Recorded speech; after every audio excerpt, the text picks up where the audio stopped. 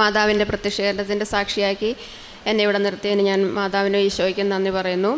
എൻ്റെ പേര് പ്രിയ ജിൻഡോ. ഞാൻ കോഴിക്കോട് താമരശ്ശേരി രൂപതയിൽ നിന്ന് വരുന്നു. ഞാനിപ്പോൾ UK യിലാണ് വർക്ക് ചെയ്യുന്നത്. ഞാൻ ആദ്യമായി ഉടമ്പടി എടുത്തത് 2021 നവംബർ 13 ഞാൻ 2023 UK യിലേക്ക് പോയത്. ആദ്യം എനിക്ക് അവിടെ ചെന്നപ്പം വളരെ ബുദ്ധിമുട്ടായിരുന്നു. ഞാൻ 2 പ്രാവശ്യം ജോലി മാറിയെങ്കിലും എനിക്ക് ഒത്തിരി കഷ്ടപ്പാടും ബുദ്ധിമുട്ടുകളും ഒക്കെ ആയിരുന്നു. ഞാൻ ഒത്തിരി യാത്ര ചെയ്യേണ്ടി വരികയും മഞ്ഞിലും തണുപ്പിലൊക്കെ ഒത്തിരി ബുദ്ധിമുട്ടുകയും ഒക്കെ ചെയ്യേണ്ടി വന്നിരുന്നു. അങ്ങനെ ഞാൻ എന്താ പറയുക, ഒരു ഹസ്ബൻഡും ഫാമിലി വരാനായപ്പോൾ ഞാനൊരു വീടിന് വേണ്ടിയിട്ട് അപ്ലൈ ചെയ്തു. ഞാനങ്ങനെ വീട് പോയി കണ്ടെങ്കിലും അവർക്ക് നമുക്കങ്ങനെ തരണമെങ്കിൽ കുറേ റൂൾസ് ആൻഡ് റെഗുലേഷൻസ് ഉണ്ട്. ഞാനത് പോയി കാണുകയും അവിടെ ഉപ്പിട്ട് പ്രാർത്ഥിക്കുകയും ചെയ്തതിൻ്റെ ഫലമായിട്ട് ഞാൻ ആദ്യം പോയി കണ്ട വീട് തന്നെ എനിക്ക് മാതാവ് തന്നെ അനുഗ്രഹിച്ചു. അതിൻ്റെ തൊട്ടടുത്ത് സ്കൂളും ബസ് സ്റ്റോപ്പും എല്ലാം ഉണ്ടായിരുന്നു. അതൊന്നും ആദ്യം എനിക്ക് അറിയത്തില്ലായിരുന്നു. ഞാൻ പിന്നെയാണ് ചിന്തിച്ചത് പിള്ളേരെ എവിടെ സ്കൂളിൽ വിടുമെന്നൊക്കെ. പക്ഷേ അതിൻ്റെ തൊട്ടടുത്ത് തന്നെ വാക്കിംഗ് ഡിസ്റ്റൻസിൽ സ്കൂളും ബസ് സ്റ്റോപ്പും എല്ലാം ഉള്ളൊരു വീടായിരുന്നു എനിക്ക് മാതാവ് ഒരുക്കി തന്നത്.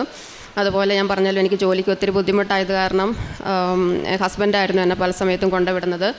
അപ്പോൾ എപ്പോഴും പോകുമ്പോൾ ഞങ്ങൾ മാതാവിനോട് പ്രാർത്ഥിച്ചിട്ടും ഉടമ്പടി ഉപ്പ് എപ്പോഴും വണ്ടിയിലുണ്ടാവുമായിരുന്നു. അങ്ങനെ ഒരു ദിവസം പോകുന്ന വഴിക്ക് ഒരു ആക്സിഡൻറ്റ് ഉണ്ടാകുകയും ഒരു വലിയ ലോറി പോലത്തെ ഒരു വണ്ടി വന്ന് ഞങ്ങളുടെ പുറകിലിടിക്കുകയും ചെയ്തു. പക്ഷേ ഞങ്ങൾക്ക് ആർക്കും ഒന്നും മാതാവിൻ്റെ പ്രത്യേക സംരക്ഷണം കൊണ്ട് ഞങ്ങൾക്ക് ആർക്കും ഒരു ആപത്തും കൂടാതെ മാതാവ് ഞങ്ങളെ കാത്തുകൊണ്ടു. അതുപോലെ ജോലിക്ക് വേണ്ടിയിട്ട് ഞാൻ പലയിടത്ത് ട്രൈ ചെയ്തു. ഞാൻ പലരോടും ഞാൻ അതിനെക്കുറിച്ച് സംസാരിച്ചു. പക്ഷെ പിന്നീട് എനിക്ക് മനസ്സിലായി മനുഷ്യരെ ആശ്രയിക്കുന്നതിനേക്കാൾ നല്ലത് ദൈവത്തിൽ ആശ്രയിക്കുന്നതാണ്. അങ്ങനെ ഞാൻ പലയിടത്തും ഞാൻ അപ്ലൈ ചെയ്തു. ഞാൻ അപ്ലൈ ചെയ്തതെല്ലാം ഞാൻ താമസിക്കുന്ന സ്ഥലത്തിനടുത്തുള്ള സ്ഥലങ്ങളിൽ കൂടിയായിരുന്നു.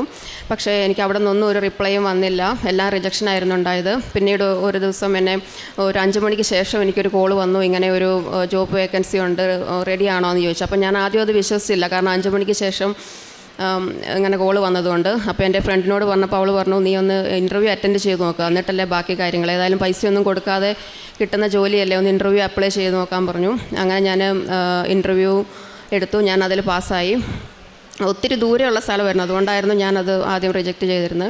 അപ്പോൾ ഇൻ്റർവ്യൂ പാസ്സായി കഴിഞ്ഞപ്പോൾ എനിക്ക് എന്തോ ഒരു പ്രതീക്ഷ വന്നു. ഇൻ്റർവ്യൂ അറ്റൻഡ് ചെയ്തായാലും ഞാൻ മാതാവിൻ്റെ പച്ചത്തിരി നീലത്തിരി ഞാൻ കത്തിച്ച് വെച്ച് മാതാവിൻ്റെ കാശുരൂപം പിടിച്ചിട്ടായിരുന്നു ഞാൻ ഇൻ്റർവ്യൂ അറ്റൻഡ് ചെയ്തത്. എനിക്ക് ലാംഗ്വേജിൽ ഒത്തിരി പ്രോബ്ലംസ് ഉണ്ട്. എനിക്ക് നന്നായിട്ട് സംസാരിക്കാനോ ഒന്നും അറിയത്തില്ലായിരുന്നു. എന്നിട്ടും ഞാനത് പാസ്സായി. അതെൻ്റെ കഴിവ് കൊണ്ടല്ലെന്ന് എനിക്ക് 100% ഉറപ്പാണ്. അങ്ങനെ എനിക്ക് ജോലി കിട്ടി.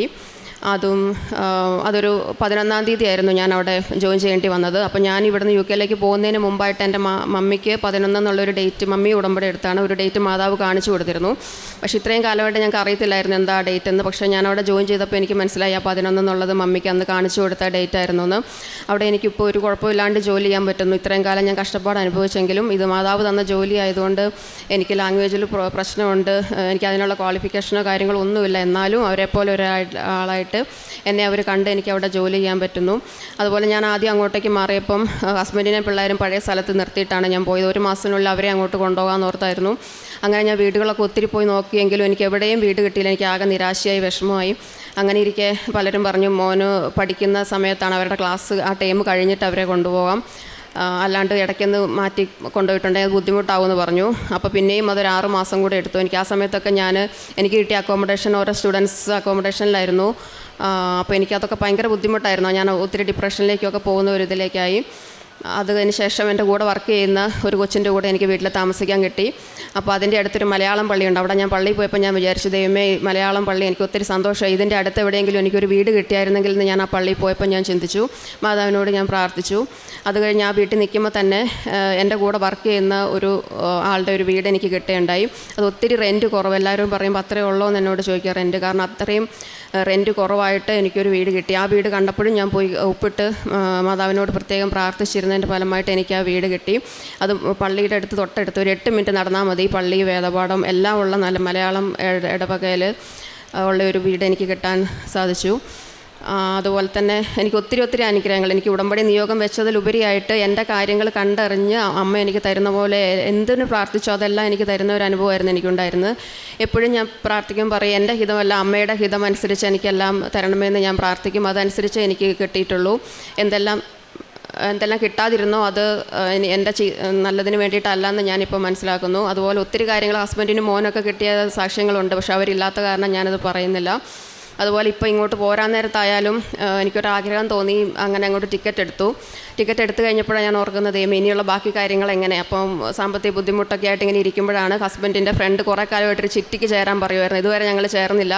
അപ്പോൾ പെട്ടെന്നൊരു തോന്നി അങ്ങനെ ചിട്ടിക്ക് ചേരുകയും ആദ്യത്തെ ചിട്ടി നമുക്ക് വീഴുകയും ചെയ്തു. അങ്ങനെ മാതാവ് പൈസ തന്ന് എന്നെ നാട്ടിലേക്ക് വിട്ടെന്നാണ് ഞാൻ പറയുക. കാരണം അതുപോലെ എൻ്റെ കാര്യങ്ങൾ കരുതുന്ന ഒരു മാതാവിൻ്റെ ഒരു അനുഭവമായിരുന്നു എൻ്റെ ജീവിതത്തിലുടനീളം ഉണ്ടായത്.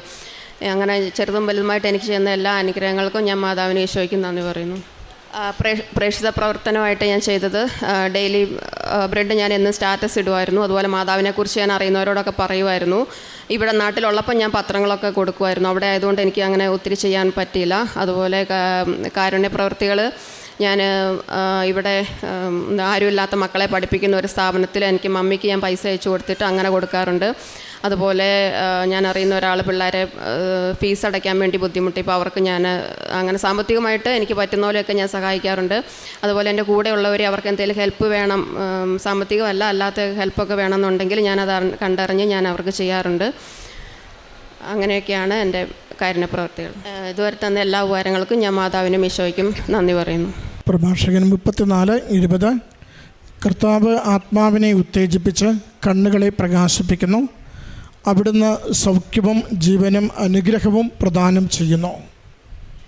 പ്രിയ ജിൻഡോ എന്ന ഈ മകൾ വിദേശത്ത് ജോലിക്ക് വേണ്ടി എത്തുകയും ജോലി ലഭിക്കാതെ ഒത്തിരി ക്ലേശങ്ങളിലൂടെ കടന്നു പോവുകയും ചെയ്തപ്പോൾ കൃപാസന മാതാവിൻ്റെ സംരക്ഷണയിൽ പ്രത്യാശയിൽ മുന്നേറുവാനും ഓരോ അവസരത്തിലും അമ്മ നൽകിയ ഇടപെടലുകളിലൂടെ ജോലി, ഭവനം എന്നിവ കണ്ടെത്തുവാനും മകളെ സഹായിച്ചതിനെയാണ് ഈ എഴുത്താരയിൽ സാക്ഷ്യപ്പെടുത്തിയത്.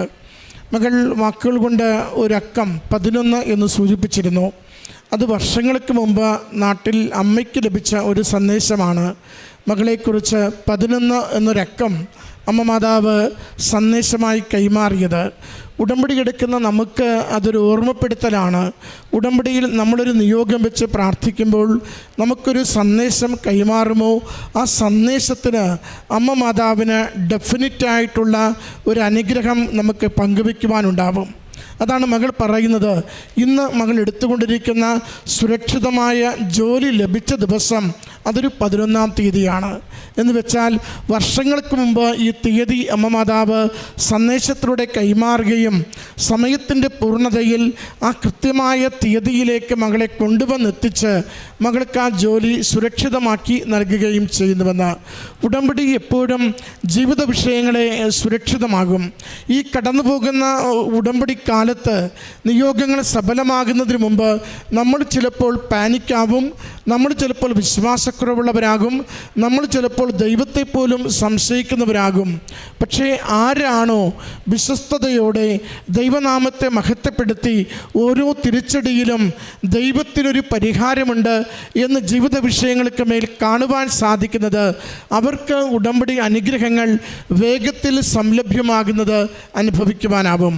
അതുകൊണ്ട് ഉടമ്പടി ഒരിക്കലും ഒരു നഷ്ടവിഷയമല്ല, നേട്ട വിഷയമാണ്.